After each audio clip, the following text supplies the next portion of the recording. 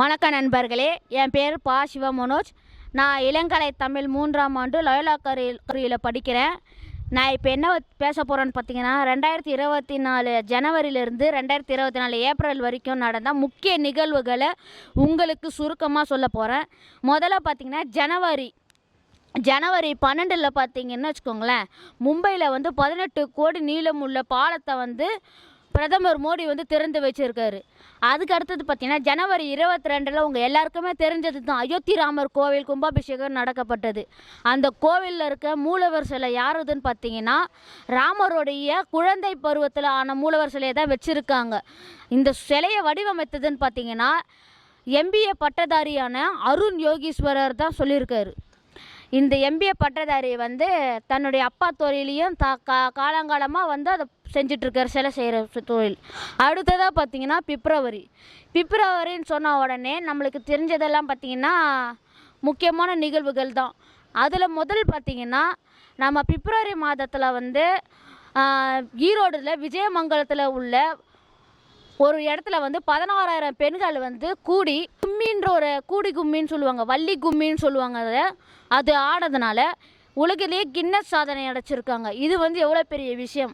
அடுத்ததாக பார்த்தீங்கன்னா, பிப்ரவரியில் நம்மளுடைய 14 அன்று பிப்ரவரி 14 அதை சொன்னோடனே உங்களுக்கு வேறு விஷயம் தோணும். ஆனால் பிப்ரவரி 14 அதுவுமா அபுதாபியில் இந்து கோவிலை பிரதமர் மோடி திறந்து வச்சுருக்கார். அடுத்ததாக மார்ச் 6 மார்ச் 8 உங்களுக்கு மகளிர் தினம் தெரியும். ஆனால் மார்ச் 6 பற்றி என்ன சொல்கிறாங்கன்னா, முதல்ல கொல்கத்தாவில் நீருக்குள் போகும் மெட்ரோ பாதையை பிரதமர் மோடி திறந்து வச்சுருக்காரு. இது ஹவுரா பிரிட்ஜிலேருந்து சுமார் 4.8 கிலோமீட்டர் வரைக்கும் ரயில்வே பாதை இருக்குது. 520 கிலோமீட்டர் ஹுக்ளி நதிக்கரையில் தான் சுரங்கப்பாதை இருக்குது. மார்ச் 8 அன்னைக்கு இலக்கியத்தில் சிறந்து விளங்குவர் தான் பாமான்னு சொல்லுவாங்க. பாமான்றவங்க பாஸ்டினா சுசேராஜன்கிறவங்க. இவங்க சமூகத்தில் நடக்கும் அவலங்களை தன்னுடைய நாவல்கள் மூலமாக எடுத்து மக்களுக்கு கூறுவதால் அவங்களுக்கு சிறந்த பெண்மணி என்று சமூக நலத்துறை மூலமாக இந்த அவ்வை விருது கொடுத்துருக்காங்க. இந்த அவ்வை விருது கொடுக்கும்போது 1.5 லட்ச ரூபாய் காசோலையும் மற்றும் சான்றிதழும் கொடுத்துருக்காங்க. அடுத்ததாக ஏப்ரல்னு சொன்னாலே தெரிஞ்சது தேர்தல் தான். ஏப்ரல் 19 பார்த்திங்கன்னா 69%, 69.94% மக்கள் வாக்குப்பதிவு பண்ணியிருக்காங்க. மீதி உள்ளவர்கள் பண்ணலை. அடுத்ததாக ஏப்ரல் 24 பார்த்தீங்கன்னா, நம்ம நாடு இல்லாமல் கிரீஸ் நாட்டில் ஏதென்ஸ் நகரத்தில் அந்த நிலம் பார்த்திங்கன்னா செவ்வாய் கிரகம் போல் சிவப்பாக இருக்கும். அங்கேருந்த மக்கள்லாம் பீதி அடைஞ்சிருக்காங்க. எதனாலன்னு பார்க்கும்போது தான், அதில் பாலைவன மணல்கள் மேகத்தில் போய் சென்றதுனால கொஞ்ச காலத்துக்கு அந்த இடம் செவப்பாக இருக்கும் அப்படின்ட்டு நாசா கூறியிருக்கு. இதோட என்னுடைய தலைப்பு முடிஞ்சிருச்சு. என்னோட தலைப்புக்கு அடுத்ததாக என்னுடைய சக மாணவர் திரு கோபிநாத் மே முதல் ஆகஸ்ட் வரை உள்ள நிகழ்வுகளை சொல்லுவார். நன்றி. இப்போ நம்ம மே மாதத்திலிருந்து ஆகஸ்ட் மாதத்துக்குள்ளே இருக்கக்கூடிய முக்கியமான நிகழ்வுகளை பற்றி பார்க்கலாம். முதல்ல மே மாதம் 2 முக்கியமான நிகழ்வுகள் இருக்குது. முதல்ல சூரிய புயல். 10 முதல் 13ஆம் தேதிக்குள்ளே இந்த சூரிய புயலானது வந்துச்சு. இந்த சூரிய புயல் என்னென்னா, சூரியனோட வெப்பத்தாலையும் மற்றும் பூமியில் இருக்கக்கூடிய ஒரு சில இயற்கை மாற்றங்களாலையும் உருவானது தான் இந்த சூரிய புயல். அடுத்தது விளையாட்டு பற்றிய முக்கிய செய்தி. எல்லாருக்கும் IPL பார்ப்பீங்க. IPLல லாஸ்ட் மேட்ச் SRS, அதாவது சன்ரைசர்ஸ் ஹைதராபாத் அவங்களுக்கும் KKR கொல்கத்தா நைட் ரைடர்ஸ் அவங்களுக்கும் மேட்ச் நடந்துச்சு. இதில் கொல்கத்தா அவர்களுடைய 3வது கோப்பையை வென்று இருக்காங்க. அடுத்தது ஜூன் மாதம். இந்த ஜூன் மாதம் தமிழகத்துக்கு மட்டும் இல்லை, இந்தியாவுக்கே ஒரு கருப்பு மாதம் கூட சொல்லலாம். ஏன்னா ஜூன் மாதம் தான் கள்ளக்குறிச்சியில் 67 பேர் விஷ சாராயம் குடித்து இறந்தாங்க. இதுக்கு காரணம் என்னன்னு பார்த்தீங்கன்னா, மெத்தனால் நச்சு அதிகமாக இருக்கிறது தான் இதுக்கு முக்கியமான காரணம். கவர்மெண்ட் ஒரு சட்ட நடவடிக்கை எடுத்து ஒரு 3 பேரை காவல்துறை அரெஸ்ட் பண்ணியிருக்காங்க. இது தமிழ்நாட்டுக்கு முதல் தடவை இல்லை. 2001 கடலூர் மாவட்டத்தில் இருக்கக்கூடிய பன்ரோட்டி ஊரில் மொத்தம் 53 பேர் இந்த கள்ளச்சாராயத்தால் இறந்துருக்காங்க. ஜூலை மாதம் நடந்த 2 முக்கிய நிகழ்வுகள். முதல்ல ஜூலை 5ஆம் தேதி பகுஜன் சமாஜ்வாத் கட்சியோட மாநில தலைவராக இருந்த திரு ஆம்ஸ்ட்ராங் கொலை செய்யப்பட்டார். அதுவும் கொடூரமான முறையில். இதுக்கு காவல்துறை விசாரணை பண்ணும்போது ஒரு 30 பேரை கைது பண்ணியிருக்காங்க. அந்த 30 பேர் யாருன்னா, இதுக்கு முன்னாடி இருந்த கட்சிகள் இருந்தவங்க தான். அவங்கள கூப்பிட்டு விசாரிக்கும் பொழுது அவங்க மூலமாக ஒரு சில தகவல்கள் தெரிய வந்தது. என்னென்னா, பிரபல ரவுடியின் மகனான அஸ்வத்தாமன் தான் தன்னோட அரசியல் ஆசைக்காக ஆம்ஸ்ட்ராங் தன்னுடைய அரசியல் வாழ்க்கைக்கு ஆம்ஸ்ட்ராங் தடையாக இருப்பார் என்று எண்ணி தான் அவரை கொடூரமாக கொலை செஞ்சுருக்காங்க. இந்த கொலை பெரம்பூரில் அவர் புதுசாக வீடு கட்டிகிட்டு இருக்காரு. அந்த வீட்டுக்கு பக்கத்தில் அவர் கொடூரமாக கொலை செஞ்சுருக்காங்க. அடுத்தது ஜூலை 30ஆம் தேதி தான் வயநாடு நிலச்சரிவு நடந்தது. இந்த நிலச்சரிவுக்கான காரணம் கனமழைன்னு சொல்கிறாங்க. அந்த இந்த வெறும் நிலச்சரிவுன்னு மட்டும் இல்லை, வெள்ளம் வந்துச்சு. வெள்ளத்தில் நிறைய பேர் இறந்தாங்க. தோராயமாக ஒரு 254 பேர் இறந்துருக்காங்க. 397 பேர் இன்னும் தீவிர சிகிச்சையில் இருக்காங்க. ஒரு 47 பேர் அப்போ தொலைஞ்சாங்க, இன்ன வரைக்கும் கண்டுபிடிக்கவே இல்லை. அடுத்ததாக ஆகஸ்ட் 9ஆம் தேதி 6வது முதல் 12வது வரை தமிழ் படித்த மாணவர்களுக்கு, அதுவும் தமிழ் மீடியம் தமிழ் வழி கல்வி படித்தவங்களுக்கு நம் தமிழ்நாடு முதல்வர் திரு மு.க. ஸ்டாலின் அவர்கள் மாதம் 1000 ரூபாய் உதவித்தொகை தரதாக கூறியிருந்தார். அவங்க சொன்னபடியும் கொடுத்தாங்க. அடுத்தது அதே நாளில் ஒரு கொடூரமான சம்பவம் நடந்துச்சு. என்னென்னா, ஆர்ஜிகர் மருத்துவமனை, அது கல்கத்தாவில் இருக்குது. அங்கே இரவு நேரத்தில் பயிற்சி மருத்துவராக பணியாற்றி கொண்டிருந்த ஒரு பெண்ணை கொடூரமான முறையில் அவங்கள அப்யூஸ் பண்ணி கொன்னுருக்காங்க. இது கூட்டாக சேர்ந்து பண்ணாங்களா இல்லை தனியாக பண்ணாங்களான்னு ஆண்டவனுக்கு தான் வெளிச்சம். அது நம்ம இது சரியாக தெரியல. ஆனால் அந்த பெண்ணு சில பிரேத பரிசோதனை செஞ்சு பார்க்கும்போது அந்த பொண்ணு உடம்புல 150க்கு மேலே ஸ்பேம் கவுண்ட் இருந்ததாக சொல்லியிருக்காங்க. ஓகே, நன்றி. அடுத்ததாக செப்டம்பர் முதல் டிசம்பர் வரை இருக்கக்கூடிய முக்கிய நிகழ்வுகளை எனது சக மாணவன் லோகேஷ் அவர் கூறுவார். வணக்கம் நண்பர்களே, என் பேர் லோகேஷ். நம்ம செப்டம்பர்லேருந்து டிசம்பர் வரை என்ன ஆச்சுன்னு பார்க்கலாம். செப்டம்பர் 15ஆம் தேதி உலகத்திலே முதல் முறையாக பிரதமர் நரேந்திர மோடி அவர்கள் குஜராத்தில் வந்தே பாரத் ரயில் நிலையத்தை தொடங்கி வச்சார். அக்டோபர் மாதம் 6ஆம் தேதி காலையில் 11 மணிலேருந்து பிற்பகல் 1 மணி வரைக்கும் சென்னை மெரினா கடற்கரையில் விமான கண்காட்சி நடைபெற்றது. இதில் சுமார் 2 மணி நேரம் நடைபெற்றது. அடுத்ததாக நவம்பர் மாதம் 23ஆம் தேதி மெக்ஜாம் புயலால் இலங்கை, தென்னிந்திய மாநிலங்களான தமிழ்நாடு, ஆந்திர பிரதேசம் போன்ற மாநிலங்கள் இதில் பாதிக்கப்பட்டது. இந்த புயல் 30ஆம் தேதி கரையை கடந்தது. அடுத்ததாக டிசம்பர் மாதத்தை நம்ம ஒரு கவலைக்கிடமான மாதம் தான் சொல்லணும். ஏன்னா அந்த மாதத்தில் நிறைய நிகழ்வுகள் நடந்திருக்கு. டிசம்பர் 1ஆம் தேதி திருவண்ணாமலையில் ஒரு மாபெரும் நிலச்சரிவு நடைபெறுது. இந்த நிலச்சரிவில் மொத்தம் 5 பேர் இறந்துட்டாங்க. 5 சிறியவர்களும் 2 பெரியவர்களும் இறந்துட்டாங்க. இது எதனாலன்னு பார்த்தோன்னா, அங்கே இருந்த கட்டிடங்கள்லாம் 45 டிகிரி சாய்வாக இருக்குது அப்படின்னு பாலமுருகன் அவர்கள் சொல்கிறாரு. அடுத்ததாக அங்கே இருக்கிற மண்ணை டெஸ்ட் பண்ணி பார்த்தா தெரியுது, அந்த மண் கட்டிடம் கட்டுறதுக்கு உகந்ததாக இல்லை அப்படின்னு. இதே மாதத்தில் 26ஆம் தேதி இந்தியாவே உழுக்கிற ஒரு மாபெரும் சம்பவம் நடந்தது. அது என்னன்னா, முன்னாள் பிரதமர் மன்மோகன் சிங் அவர்கள் உடல்நலக்குறைவால் மரணம் அடைஞ்சிட்டார். இவர் உடல்நலக்குறைவால் டெல்லியில் இருக்க எய்ம்ஸ் மருத்துவமனையில் சேர்த்துருக்காங்க. 26ஆம் தேதி சிகிச்சை பலனின்றி உயிரிழந்துட்டார். இதுக்கு நடிகர்களும் மாபெரும் அரசியல் தலைவர்களும் இவருக்கு இரங்கல் தெரிவிச்சுட்டு வராங்க. அதன் பிறகு புகழ்பெற்ற அண்ணா பல்கலைக்கழகம் அங்கே ஒரு சம்பவம் நடக்குது. என்னன்னா, 2 பேர் தனியாக இருக்காங்க. 3ஆவதாக ஒருத்தன் அவங்க 2 பேரும் ஃபோட்டோ எடுத்து பிளாக்மெயில் பண்ணுறான்.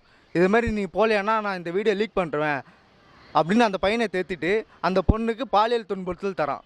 இந்த பாலியல் துன்புறுத்தல் குத்துவன் யாருன்னு பார்த்தோம்னா, பிரியாணி கடை வச்சுருக்க ஞானசேகரன் அப்படின்றவன் தெரிய வருது.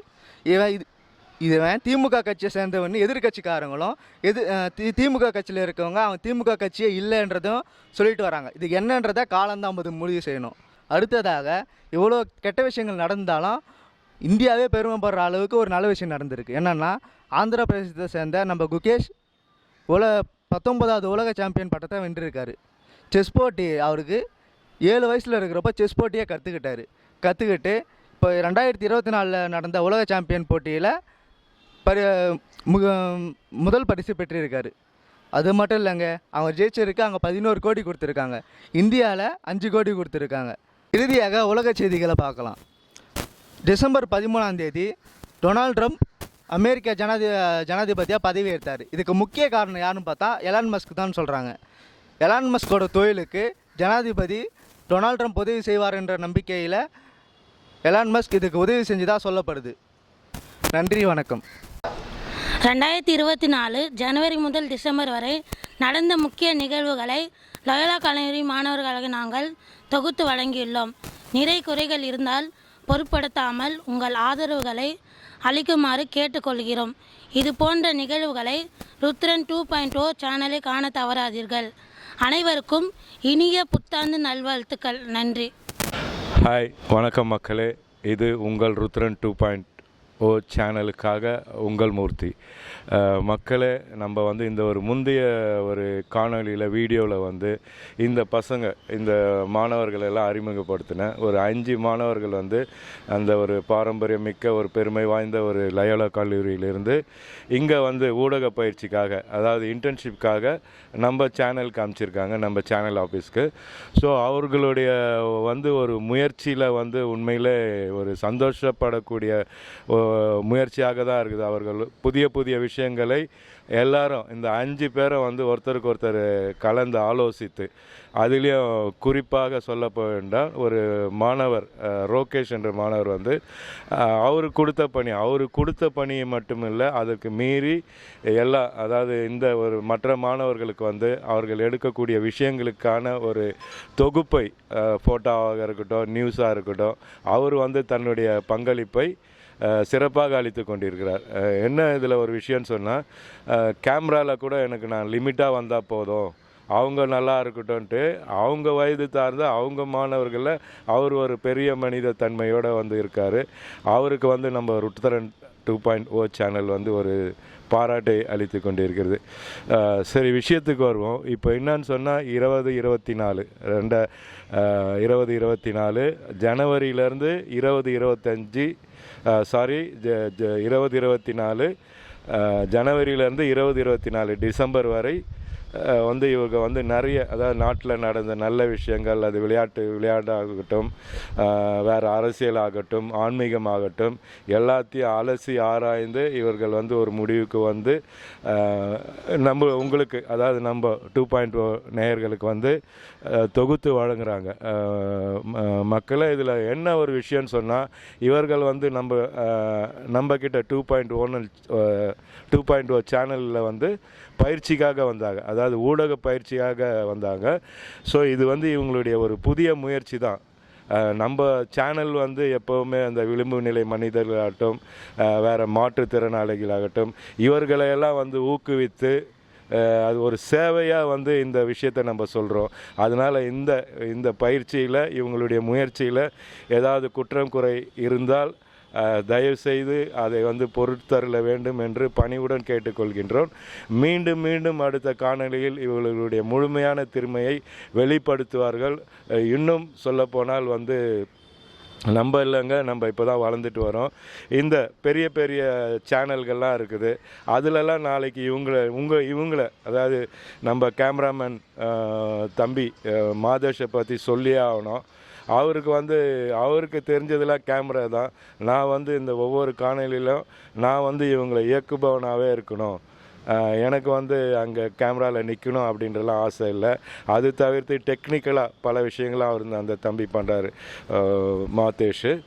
எடிட்டிங் ஆகட்டும், எதுவாகட்டும், அந்த கேமரா ஃப்ரேம் லைட்டிங்லேருந்து நம்ம எதுவும் இவங்களுக்கு புதுசாக சொல்லி தரலைங்க. அவங்களுக்கு தெரிஞ்ச விஷயத்தான் நம்மளுக்கு புதுசாக தெரியுது.